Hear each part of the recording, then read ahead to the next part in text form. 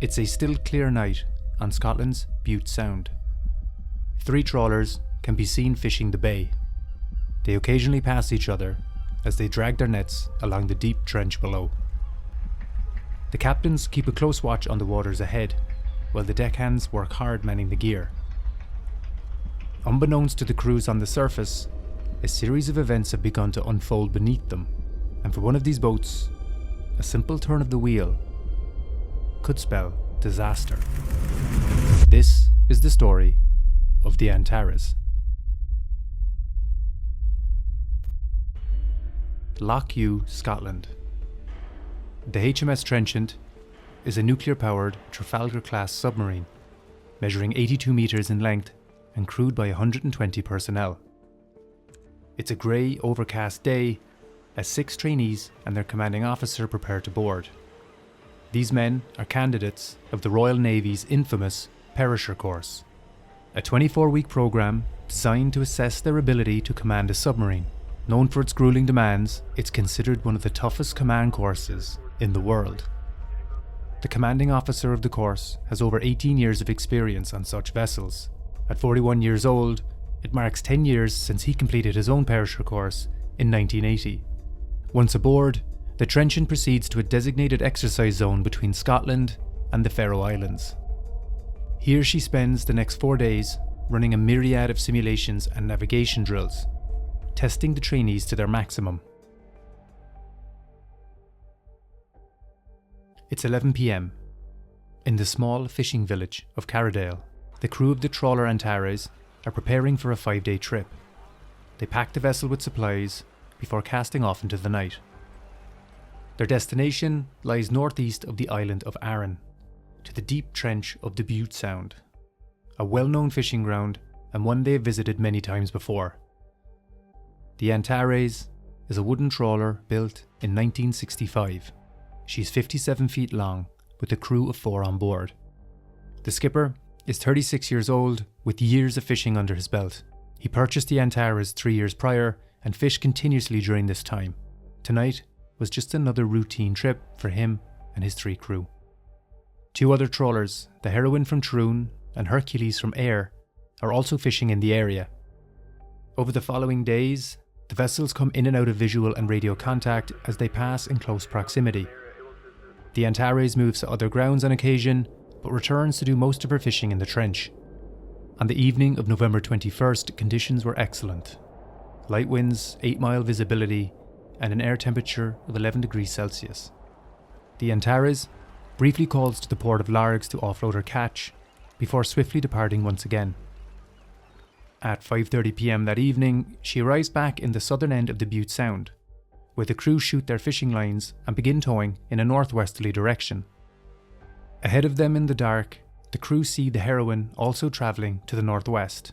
The captain of the Antares picks up the VHF radio. He informs the Heroine's captain that he plans to rest below deck for a short time, while another crew member takes control of the vessel. The 2 men speak a little longer before they sign off with an over and out.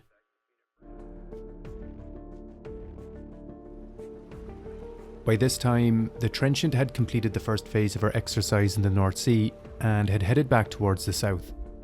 The course had begun to take its toll and the 6-man team was now reduced to 4. The vessel made her way to the Clyde training area, now accompanied by the surface ship Charybdis. From here, her movements are recorded in detail within the ship's log. At 11:30 p.m, the Trenchant's crew was tasked with a dummy mine-laying exercise in the nearby Hunterson Channel. The Charybdis was to act as an opposing force, while the Trenchant made a series of evasive manoeuvres to avoid detection. A technically demanding exercise in a narrow body of water. Upon completion, both vessels exit the channel to practice dummy attack scenarios in open water. At 1:31 a.m, the Trenchant moves to periscope depth in order to spot the Charybdis while on a mock torpedo run. The duty captain carefully scans the entire area and reports only seeing the naval vessel and no other ships. The exercise continues for a further 30 minutes until at 2 a.m. it is deemed complete. The Trenchant resubmerges to 60 metres and sets a northwesterly course towards the end of Arran at a steady speed of 6 knots.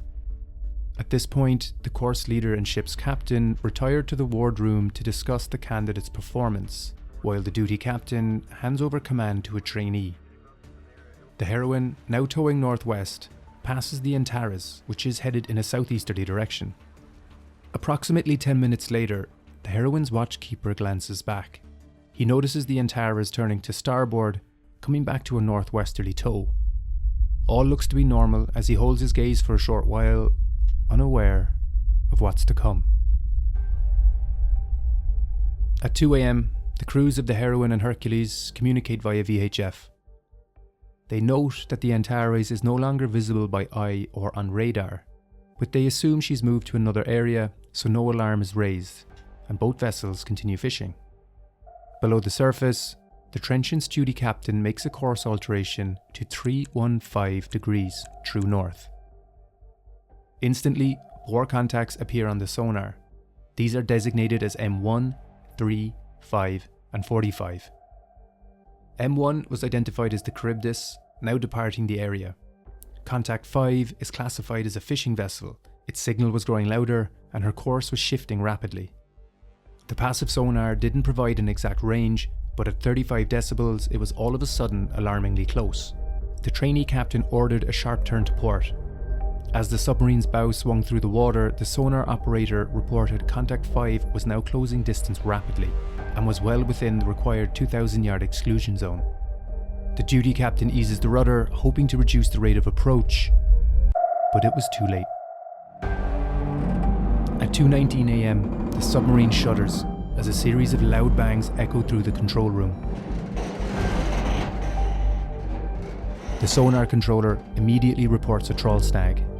The submarine's engines are stopped as trawl wires scrape along the metal hull of the Trenchant. The sonar operators could hear strange disturbances through their headsets. Among them, the sound of a propeller spinning up. The course leader rushes back to the control room and, among the chaos, retakes command of the Trenchant.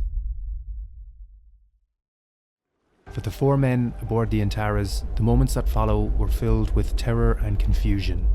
All is normal until, without warning, their trawl wires are suddenly wrenched taut.